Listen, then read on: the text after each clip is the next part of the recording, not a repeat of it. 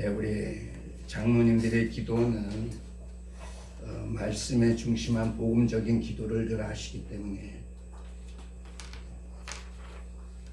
함께 기도하면서 엎드린 주의 백성들이 마음을 활짝 열고 말씀을 들을 수 있는 준비를 갖추게 되는 줄 믿습니다. 그래서 저는 집중을 많이 해야 되겠지만은 장로님들이 기도할 때 좀 집중을 더 많이 하는 편입니다. 오늘도 김 장로님이 기도하셨는데 기도하는 거 내가 기도 내용을 칭찬한다면 그 말이 안 되죠. 장로님이 기도하신 가운데 제가 딱 마음에 딱 와닿는 것이 있어요. 우리 10년 전에 세워지는 그것에 흑암의 세력이 무너지게 하옵소서. 보통 이렇게 기도하는데 그렇게 우리가 보통 하잖아요. 저도 그런데 장로님은 어떻게 기도하셨느냐? 다 무너진 줄 압니다. 믿습니다. 그렇게 했어요. 그래서 그런 기도가 같은 언어의 기도지만은 힘 있는 기도가 아니겠느냐. 제가 엎드려서 기도하면서 그래서 아멘 했습니다. 그 지역의 흑암의 세력을 꺾어 주옵소서. 이렇게 보통 기도하는데 다 꺾어진 줄 압니다. 이렇게 기도하셨어요. 그건 믿음이 대단한 거죠. 우리의 믿음도 또 그러한 믿음이 되어야 될 줄 압니다. 오늘 제가 그 말씀을 드리는 것은요. 오늘 말씀의 제목이 예수님의 가르치심입니다. 즉 예수님의 말씀이지요. 예수님의 말씀이 오늘 믿음 가지고 구원받아 살아가는 저들에게 어떤 가르침으로써 교훈하시고 말씀하시는가 하는 것을 우리가 분명히 이해하고 우리가 그 주님의 가르침의 말씀에 집중해야 될 줄 압니다. 지난주에도 그랬죠. 제가요. 내가 믿는 하나님이 과연 누군가? 그것을 예수는 그리스도시요 살아계신 하나님의 아들이지. 쭉 그걸로 한번 그냥 꿀떡을 먹은 것 같이 꾹 삼키고 끝나면 안 된다고 하는 것이죠. 그것이 내 삶 속에 여러 방향, 여러 발걸음 속에서 여러 가지 생각 중에서 과연 그 하나님이 나의 하나님이 맞는지, 내가 기도하고 내가 말씀 붙잡고 내가 찬양하고 내가 믿는 그 하나님이 어떤 하나님인지, 베드로의 고백같이 그런 고백이 하나님이 맞는지 우리가 확인하면서 신앙생활을 해야 된다고 하는 것이죠.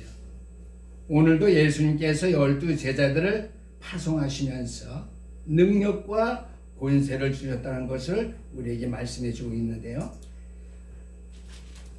1절 말씀입니다. 누가복음 9장 1절 말씀. 예수께서 12 제자를 불러 모으사 모든 귀신을 제어하는 제어하며 병을 고치는 능력과 권위를 주시며 권세를 주시며 그랬습니다.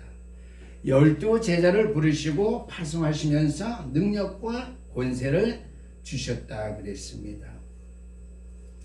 또 예수님께서 그들에게 주신 중요한 사명은 6절 말씀해 보니까 복음 전파하는 사명이라고 하는 것을 말씀해 주고 있지요. 9장 6절 말씀을 제자들이 나가 각 마을에 들어다니며 곳곳에 복음을 전하며 병을 고치더라 그랬습니다. 병도 고쳤지만은요. 예수님께서 제자들이 주신 중요한 사명은 무엇보다 우선 복음 전파입니다.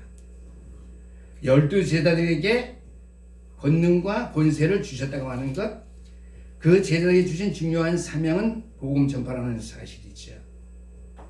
이렇게 그리스도께서 제자들을 통해서 그 당시에 공생애를 시작하실 때에 한편에는 다른 무들이 일어났습니다. 분봉왕 헤롯이지요. 이 모든 예수님과 제자들이 한 사역을 듣고 그가 심히 당황해하는 사실을 볼 수 있습니다.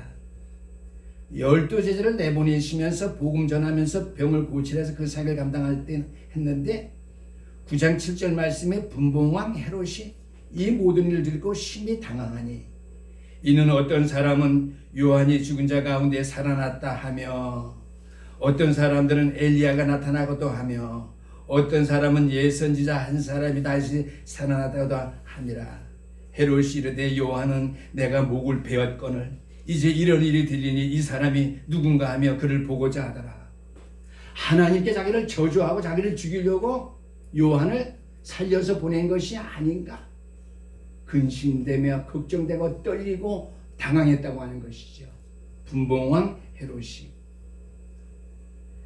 헤롯은 예수님을 만나려고 했으나 사악한 헤롯을 만난 예수님께서는 그를 여우라고 경계하면서 분봉왕 헤롯의 위협에도 굴하지 아니하고 담대하게 서 계신 모습을 우리가 볼 수 있습니다.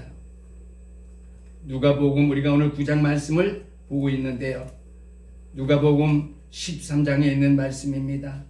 31절 말씀인데요. 곧 그때 어떤 바리새인들이 나와서 이르되 나가서기를 떠나서서 헤롯이 당신을 죽이고자 하나이다. 바리새인들이 예수님께 나와서 예수님을 따르는 바리새인들도 간혹 한두 명이 있었던 것 같아요. 예수님께 나와서 예수님 빨리 피하세요. 헤롯이 당신을 죽이려고 합니다. 빨리 떠나세요. 그때 주님께서 32절 말씀을 이르시되 너희는 가서 저 여우에게 이렇게 이르되 오늘과 내일은 내가 귀신을 쫓아내며 병을 고치다가 제3일에는 완전하여 지리라 하라. 아멘. 주님께서 저 여우와 같은 헤롯에게 주님께서 하실 사역을 말하라고 했습니다. 그러면서 33절에 그러나 오늘과 내일과 모레는 내가 갈 길을 가야 하리니 선지자가 예루살렘 밖에서는 죽는 법이 없느니라 그랬습니다. 예루살렘 밖에서는 주님께서는 죽지 아니할 것을 말씀해 주고 있지요. 그 다음에 우리가 누가복음 23장에 있는 말씀도 있는데요. 누가복음 23장 8절 말씀도 보니까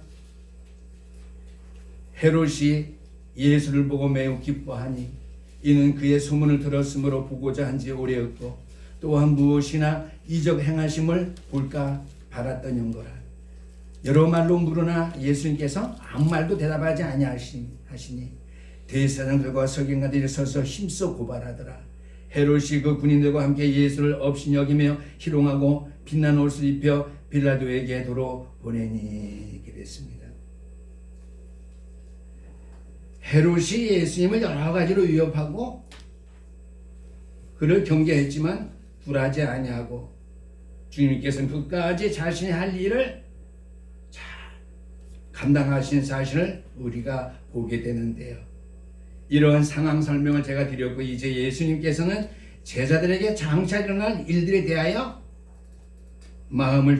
그들의 마음을 준비시키시면서요. 그 제자들을 가르칠 때 어떠한 것을 가르쳤느냐? 예수님 자신의 품격과 오늘 설교 제목 1, 2, 3번 그대로예요. 두 번째는 예수님 자신의 희생과 세 번째는 그리스도의 왕국, 예수님의 왕국에 관해서 세 가지 교훈을 제자들에게 가르쳐서 말씀해 주셨다고 하는 것이죠. 오늘 주보에 나온 바대로 먼저 예수님께서는 자신의 품격을 제자들에게 가르쳐 말씀해 주셨다고 하는 것이죠. 자신의 품격. 만일 제가 여러분들에게요, 신영교회 성도님들이요, 소망교회 성도님들이요, 사람들이 저를 뭐라고 하죠? 누구라고 합니까? 이렇게 물어본다면은 그것은 교만한 말이에요. 물을 필요도 없어요. 신영교회 목사지요, 뭐. 그러나 예수님에게는 그렇지 않습니다. 왜 그러냐? 그의 백성들이 예수님이 어떠한 분이신지 알고야 있어야 하기 때문이죠. 그래서 우리가 주님께 제자들에게 사람들이 나를 누구라냐 물어볼 때 거기에 대해서 아무 생각 안 하고 그냥 말씀을 읽었죠. 그렇죠?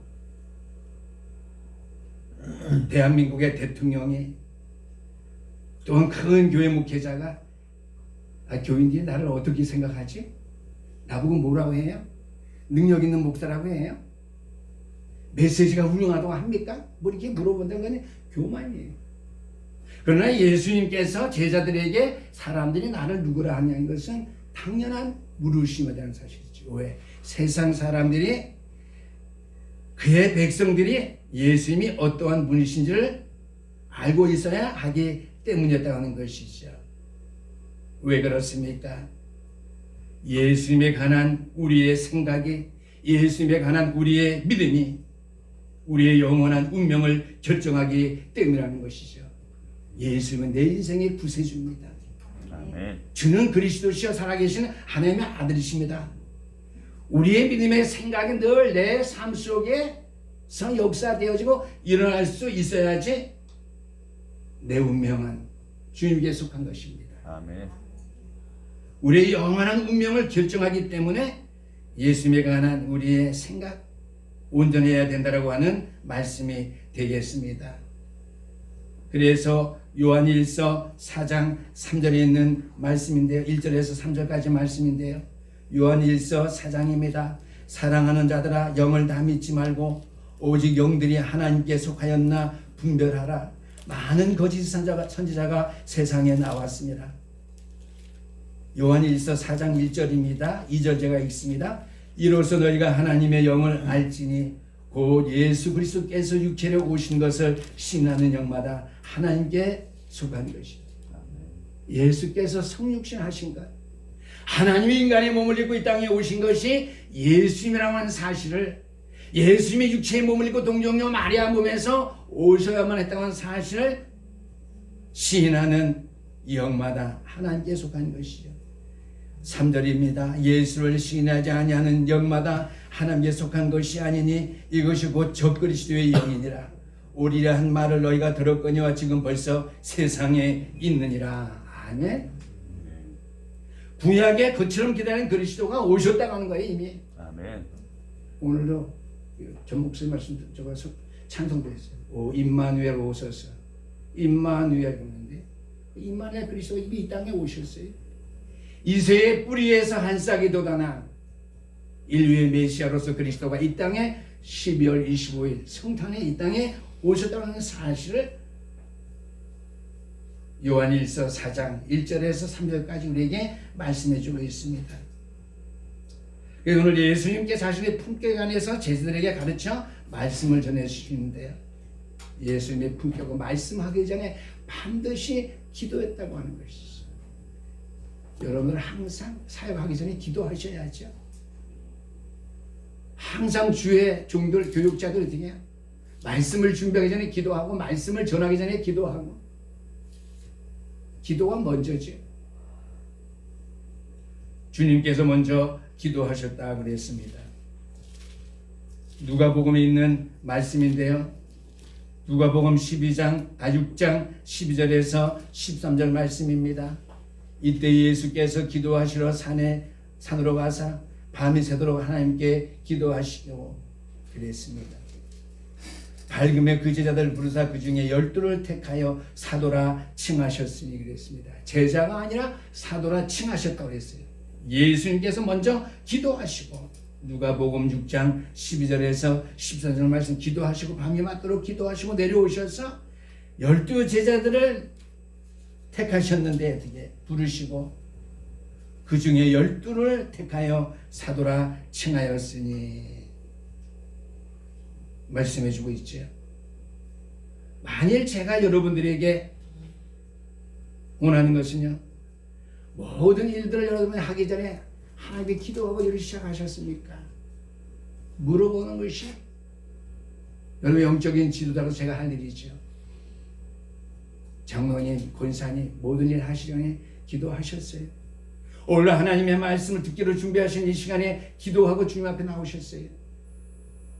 다 10분 전에 나오셨으니까 예배에 참여한 분은 그런 분들 모르겠어요. 비대면으로 보는 분들은 10분 전에 함께 찬송을 제가 볼 수 없는데요.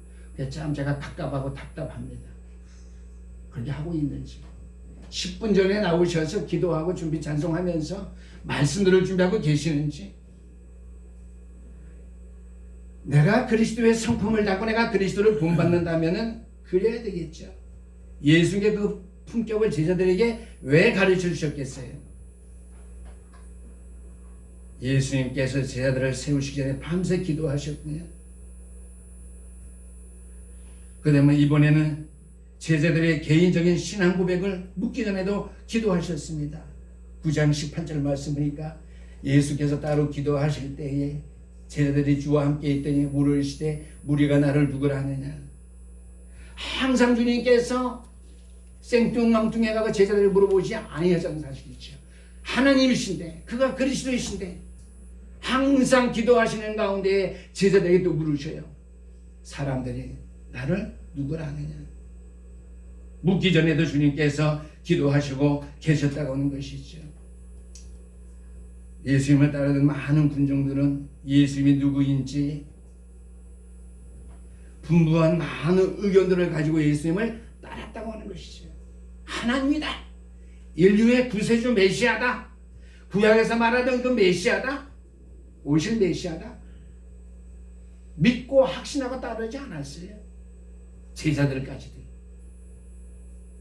물론 베드로와 제자 주는 그리스도시요 살아계신 하나님의 아들이십니다. 그들의 생활 가운데, 삶 가운데 예수가 그리스도 되심의 그 사실을 체험하면서 누리면서 따르지 아니했다고 하는 것이죠. 그렇지만 예수님의 제자들만이라도 확신을 가지고 있어야만 했는데요. 그렇지 못했어요. 예수님께 기도하시고 이제 결단하시고 제자에게 묻습니다.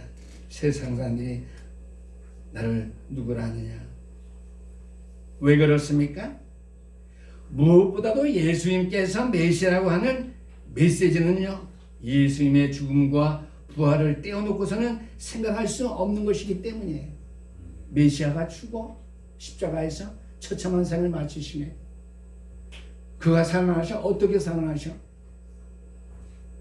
그러한 물음을 가지고서는 어떻게 그리스도가 십자가에 죽을 수 있으며 어떻게 죽은 그리스도가 하나님이라고 살아날 수 있겠느냐? 그것은요, 예수님께서 메시아라는 메시지를 바로 가지지 못한 사람들이에요. 예수님께서 메시아가 되시나오는 메시지를 바로 확인한 사람들은요, 그리스도의 십자가의 죽으심과 부활을 이해하고 믿고 그리고 따르면서 체험하도록 해야 된다고 하는 것이죠.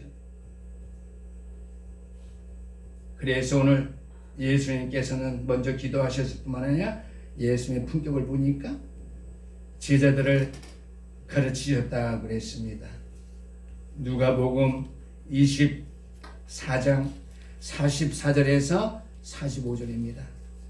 누가복음 24장 44절 또 이르시되 내가 너희와 함께 있을 때에 너에게 말한 바 곧 모세의 율법과 선지자의 글과 시편의 나를 가리켜 기록된 모든 것이 이루어져야 하리라 한 말이 이것이라 하시고 이에 그들의 마음을 열어 성경을 깨닫게 하시고 그랬습니다. 12제자들은 예수님이 죽는다고 하실 때 그의 죽으심을 십자가의 고난을 말했을 때에 처음에는 혼란스러운 시기를 보낸 것이 분명합니다. 그러나 부활하신 예수님을 만난 다음에는요, 그 교훈의 말씀을 깨닫고요, 혼란한 모든 시기를 다 끝내고 그대로 뒤에요.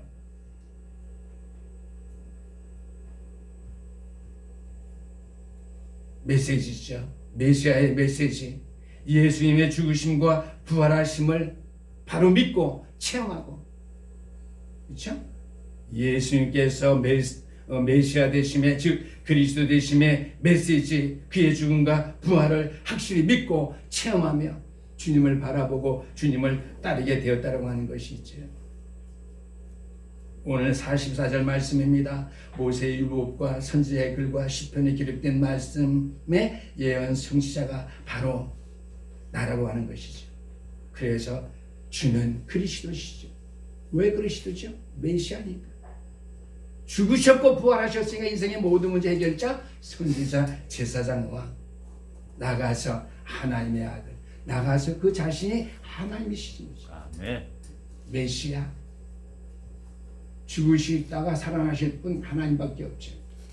하나님이 친히 인간의 몸을 입고 이 땅에 오셨죠. 그래서 메시아가 바로 예수님이심을 제자들에게 주님께서 가르쳐 주셨다고 하는 것이죠. 이에 그들의 마음을 열어 성경을 깨닫게 하시고 또 46절에 이르시되 이같이 그리스도가 고난을 받아 제3일의 죽은 자 가운데서 살아갈 것과 또 그의 이름으로 제3을 받게 하는 희예가 예루살렘에서도 시작하여 모든 족속에 전파될 것이라 기록하였으니 너희는 이 모든 일의 증인이라 그랬습니다. 아멘. 너희는 이 일의 증인이라. 그리스도가 메시아 되심의 메시지, 그리스도의 십자가의 죽으심과 부활을 체험한 제자들에게 주님께서 기도하시면서 너희들은 그러면 과연 나를 누구라 하냐? 주는 그리스도시요 살아계신 하나님의 아들이십니다. 그 얘기할 때에 오늘 주보에 나와 있으니까 성경요 누가복음 24장 44절 45절 말씀 보시면서 너희는 이 모든 일의 증인이라. 예수가 그리스도 되심이, 예수님이 하나님이 되심에 이 모든 일에 너희는 증인이라고 하는 것이지. 증인할 때 그냥 우리 전도하는 증인이구나, 성경하는 증인이구나 아니에요. 그 이전은 뭐예요? 예수가 그리스도 되심의 증인입니다. 아멘. 아멘. 예수님이 하나님의 아들인데 또 하나님이신데 인간의 몸을 입고 이 땅에 오셨다고 하는 일의 증인이라고 하는 말씀이죠. 아멘. 이것을 가르쳐 주셨어요. 제자들에게 주님께서. 저와 여러분들에게 오늘 가르쳐서 말씀하시 주시는 것이죠. 이 일에 너희는 증인이라. 그 다음에 49절 말씀, 주일날 아침 하나님을 같이 읽었을 텐데요. 속으로 같이 따라 읽으십시다. 볼지어다 내가 내 아버지께 약속하신 것을 너희에게 보내리니 너희는 위로부터 능력으로 입혀질 때까지 이 성에 머물라 하시니라.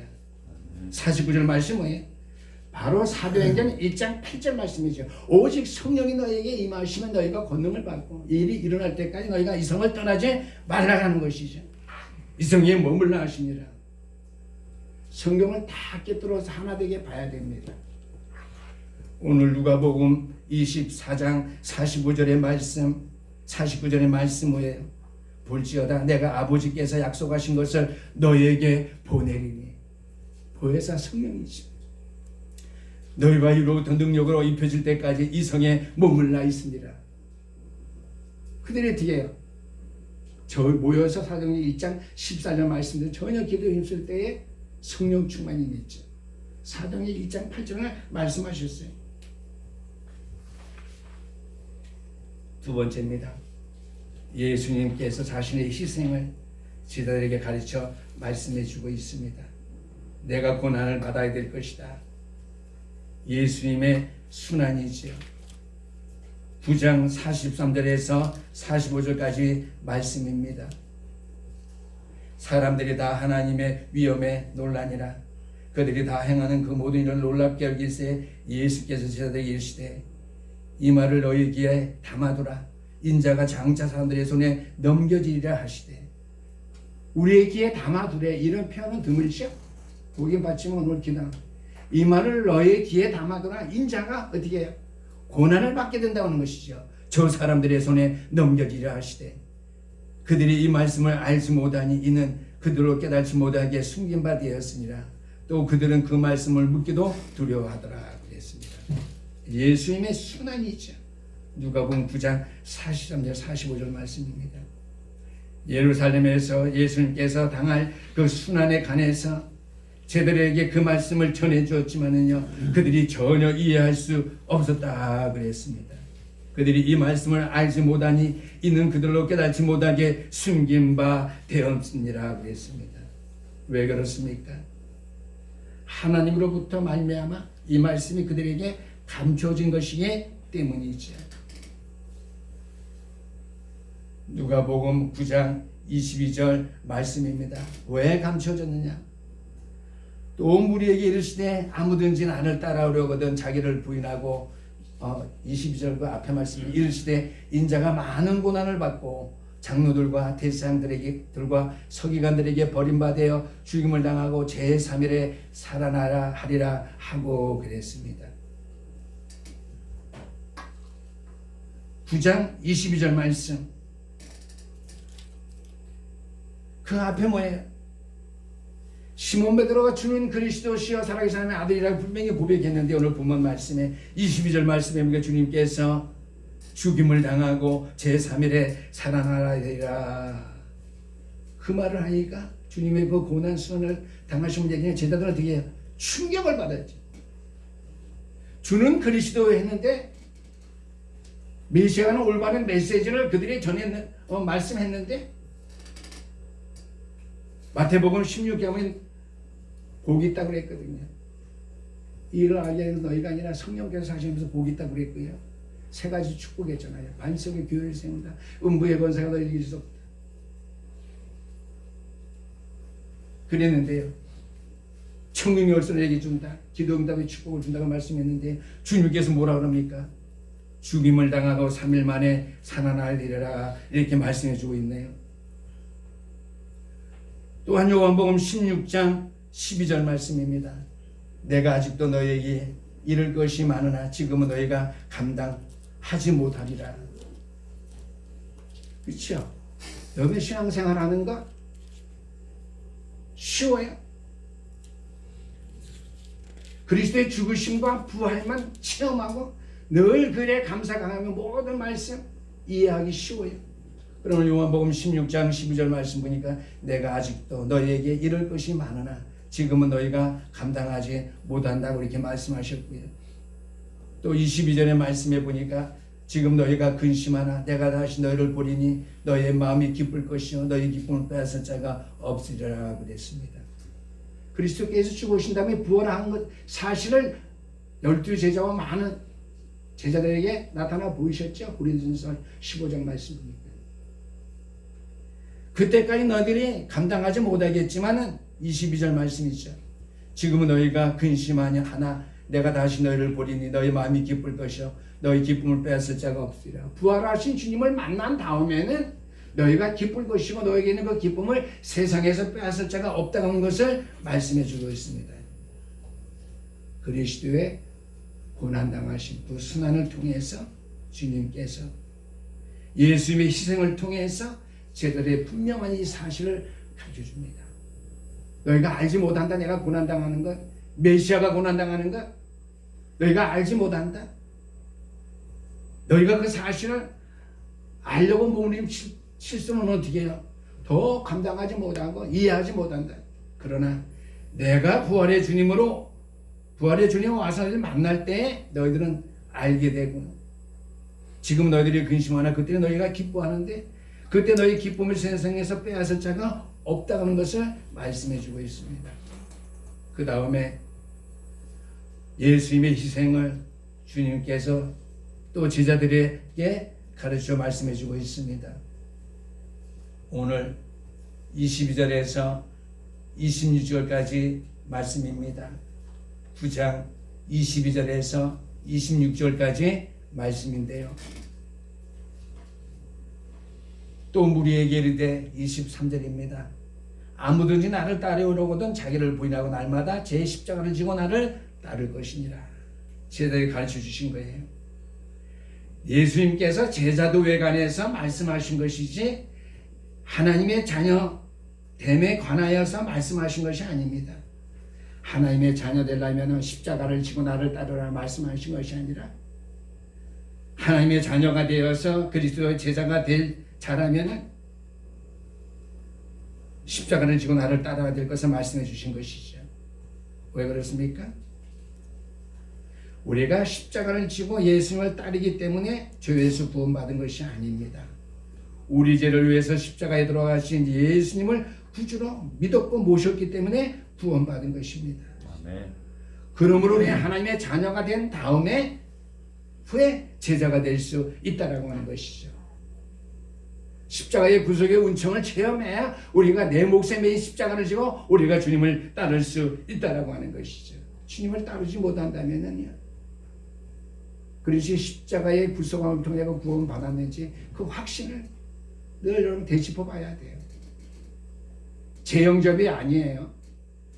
제 구원이 아닙니다. 내가 확실한 믿음 가운데 지금 살아오고 있었는지 살아왔는지 하는 것을 재점검해 봐야 돼요. 그런 다음에 내가 주님의 제자가 되겠습니다. 주님의 십자가를 메고 내 몫에 매인 십자가를 지고 내가 주님을 따르겠습니다. 제자가 되어야 될 것을 주님께서 가르쳐 말씀해 주셨다고 하는 것이죠. 우리가 하나님의 자녀가 된 후에야 그리스도의 제자가 될 수 있다고 하는 것을 말씀해 주고 있습니다. 또한 제자의 자격은 날마다 우리 스스로를 부인해야 됩니다. 내 자아를 부인해야 되는 것이요. 그 외에 우리가 십자가를 지고 날마다 예수님을 따라야 할 것입니다. 아멘. 이것은 내 자신을 십자가에 못 박아야 하는 것이기 때문입니다. 그러나 내 스스로가, 여러분 스스로가 십자가에 못 박힐 수 없지요.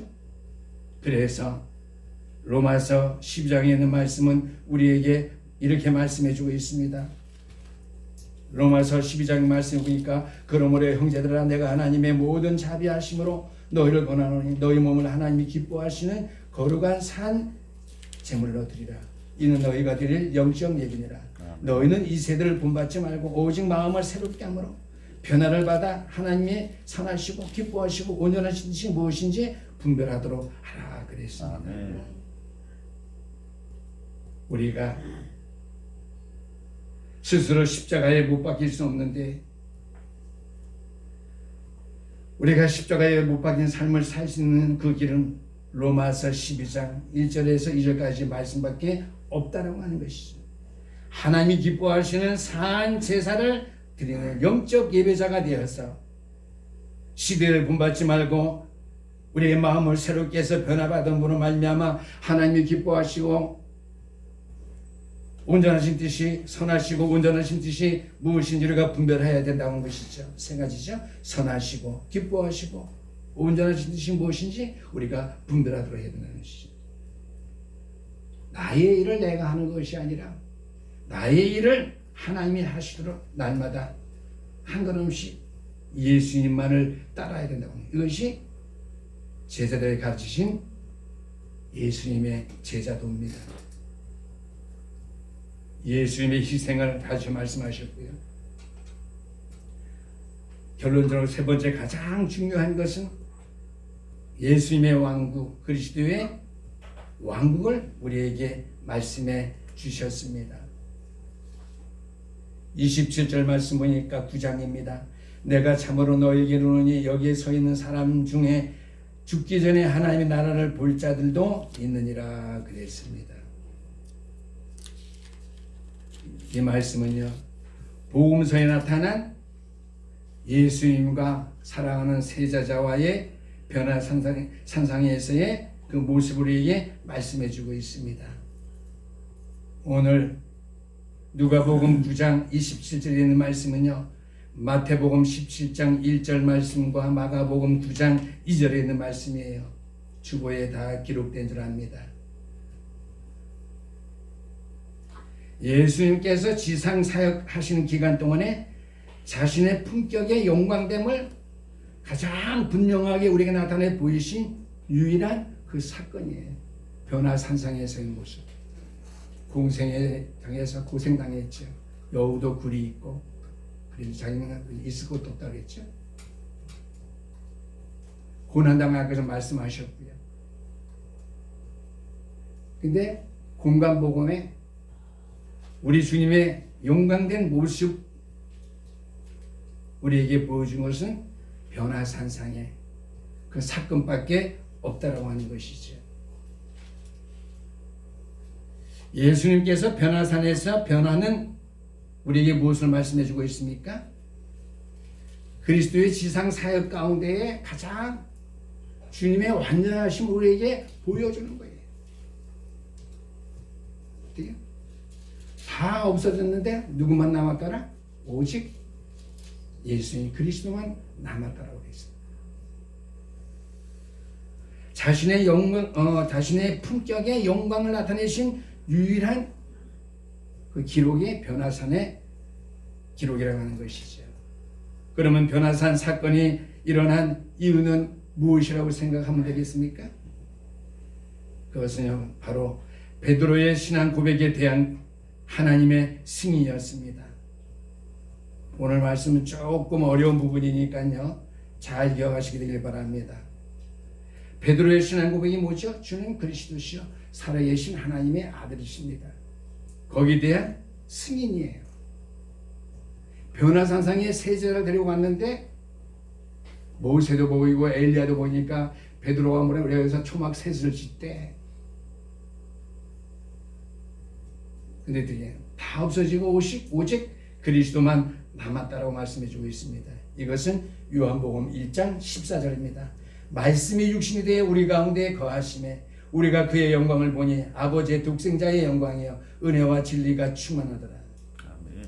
말씀이 육신의 이 땅에 거하신 예수님의 바로 변화상에서 엘리야도 모세도 없었던 남은 그 예수님의 모습은 바로 하나님의 모습이라고 하는 것이에요. 말씀이 육신인데요.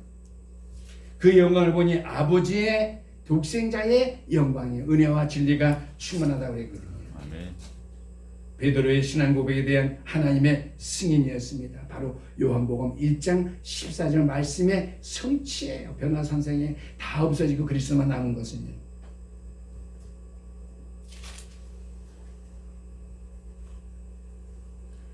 그래서 우리가 또 한 가지 알아야 될 것은요. 내가 참으로 너희에게 이르노니 여기에 서 있는 사람 중에 죽기 전에 하나님 나라를 볼 자들도 있느니라 그랬습니다. 여기 기록된 주님의 그 말씀, 주님께서 하신 말씀이시죠. 변화산의 사건은 약속된 하나님 나라의 예시였음을 볼 수 있습니다. 하나님 나라의 모습, 예시되어진 증거, 모습이라고 하는 것이죠. 하나님 나라가 우리에게 예시되어서 하나의 본보기로 모델로 보여준 그 모습이라고 하는 것이죠. 변화산의 모습입니다. 하나님 나라를 우리에게 예시해주고 있는 모습이라고 하는 것이죠. 죽기 전에 어떻게 해요? 오늘 27절 말씀대로 내가 참으로 너희에게 이르노니 여기에 서 있는 사람 중에 죽기 전에 하나님 나라를 볼 자들도 있느니라. 하나님 나라의 그림자를 봤어요. 누가요? 세 제자가요. 그리스도와 함께.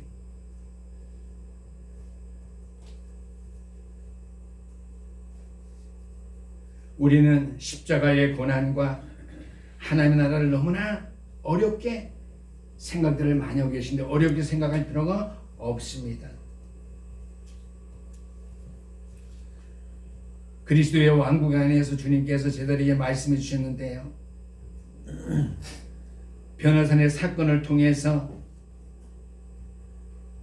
예루살렘으로 올라가려고 하는 성자 하나님을 위한 성부 하나님의 격려였다고 하는 사실이죠.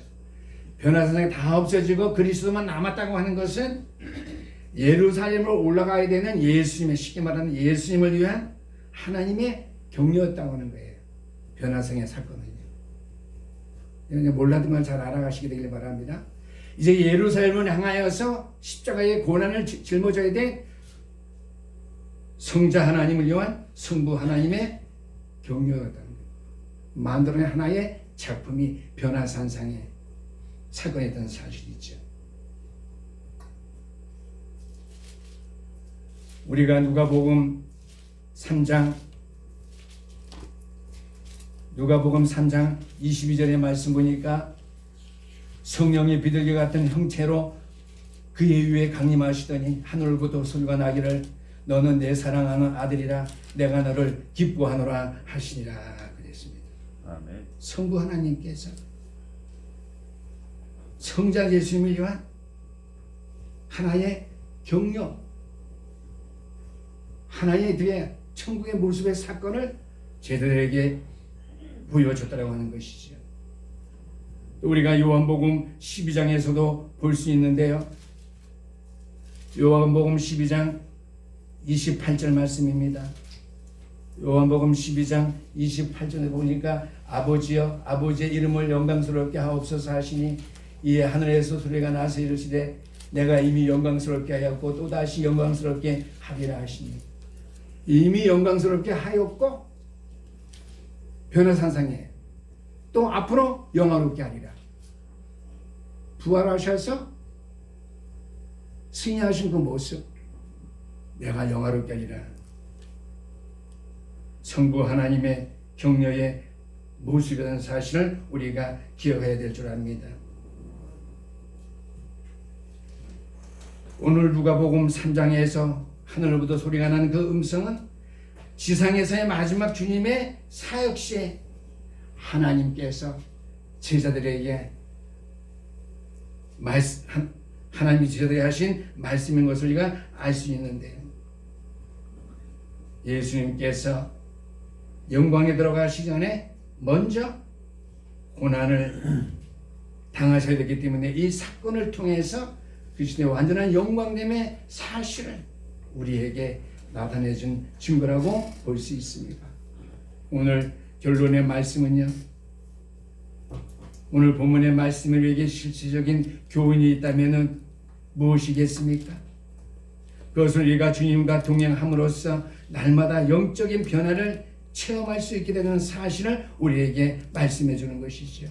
로마서 12장 아까 1절에서 2절까지 말씀, 영적 산제사, 영적 예배를 드림으로 말미암아 시대를 본받지 않고 마음을 듣게 해요. 온전하게 해서 주님의 영광을 바라보는 것이죠. 고린도후서 3장 18절에 있는 말씀도 마찬가지입니다. 우리가 거울에 관한 말씀이 나오죠. 고린도전서 3장 18절 말씀에도 볼 것 같으면 고린도후서네, 고린도후서 3장 18절 말씀이죠.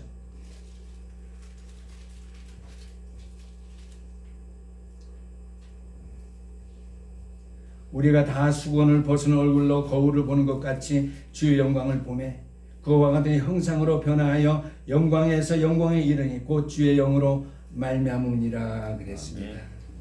우리들이 말씀의 거울 앞에서 날마다 주님을 바라볼 때에 우리는 영광에서 영광에 이르게 되는 성령의 역사로 말미암아 우리가 변화된 삶을 산다고 하는 것이죠. 이것을 가지고 신학적인 용어로 성화라고 합니다. 우리가 날마다 그리스도를 닮아가는 과정을 말하는 것이죠.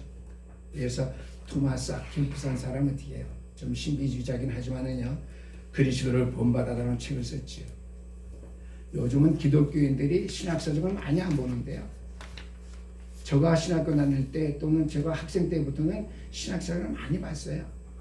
철로역정, 존 본연의 철로역정 때문에 신라곤, 토마스 아킨피스의 그리스도를 본받아. 뭐 어려웠으면 고등학교 때 보다가 말았지만 솔직하게 신학교로 숙제가 있기 때문에 그냥 써머리 하느라고 대강대강 막 읽어서 요약해서 숙제로 냈지만은요. 그리스도인의 지속적인 삶의 기초는 과연 무엇이겠습니까? 오늘 우리가 설교 말씀을 통해서 결론 내려야 되는 말씀은 오직 하나님의 말씀밖에 없다라고 하는 것이죠. 그러면 변화산의 그 체험은 무엇입니까? 우리의 체험은 이례적에 그칠 때가 많습니다. 그러나 말씀은 영속적입니다. 영원하다고 하는 말씀이죠. 과거 체험에 대한 우리의 회상은 희미해져 갈 수밖에 없고 사라져 버릴 수밖에 없지만 하나님의 말씀은 시대가 지나도 희미해지거나 바뀌지 아니한다고 하는 것이죠. 영원한 것이면 늘 생명의 역사가 끊임없이 나타나는 것이 하나님의 말씀이라고 하는 것이죠. 아멘. 그래서 오늘도 성부 하나님께서 변화산상에 되어지는 말씀을 볼 때에 다 없어지고 주님의 모습만 보였는데요. 성부 하나님께서 내 사랑하는 아들이니 그 다음에 뭐냐? 저의 말을 들으라 말씀하신 이유에 우리 자신의 개인적인 변화는 마음을 새롭게 하면서 일어남을 여러분들이 기억하게 됩니다. 로마서 12장 1절에서 2절까지 말씀입니다. 그리고 마음을 새롭게 하면 말씀에서 연유한다고 하는 것이죠. 거울을 봐야 된다고 하는 것이죠. 고린도후서 3장 18절 말씀. 고린도후서 3장 18절 말씀. 늘 마음을 새롭게 함으로 말미암아 말씀을 보아서 그 다음에 변화를 받는 마음, 늘 마음을 새롭게 해서 영적 예배, 신령한 산 제사를 드려야 된다고 하는 것이죠. 우리 오늘 성부 하나님께서 주의 말을 들으라고 하신 우리가 말씀을 기억하면서요. 주님께서 제자들을 가르치신 것, 예수님의 그 품격에 관해서, 예수님의 그 희생에 관해서, 그리스도의 왕국에 관해서 우리가 늘 기억해야 될 것은 뭐예요? 변화를 받아 새 사람 되어 그리스도의 온전한 같이 우리가 온전해질 수 있도록 우리의 변화된 모습, 그리스도를 본받아서 성화의 가정에 조금도 부족함이 없는 우리가 믿음의 생활을 해야 될 것을 말씀해 주고 있는데요. 말씀 전체의 교훈을 좀 알아야 됩니다. 제자들과 주님을 따르는 모든 사람들이 주님의 죽음, 고난, 말씀, 베드로의 고백 다 있었어요. 그러나 중요한 이 세 가지를 그들이 분명하게 이해하고 체험하고 그들이 삶 속에 변화를 받아서 누리지 못했다라고 하는 것이죠. 그래서 변화산상에서 모습까지 보시면 그 뭐예요? 천국의 모형인데, 하나님 나라의 모형인데, 하나의 체험적으로 보여줬을 뿐이 있지. 말씀을 통해서 우리가 그 사실을 보고 그 사실 속에 우리에게 들어가야 된다는 사실이죠. 오늘 말씀을 좀 잘 이해하시는지 모르겠는데요. 베드로의 고백을 통해서 제자들도 주님의 말씀을 쭉 들었지만 순간적으로 고난을 말할 때에 제자들은 메시아에 대한 메시지를 알았지만은 어떻게 해요? 당황할 수밖에 없고 어려워할 수밖에 없었고 그 말씀을 이해할 수 없었다는 사실이죠.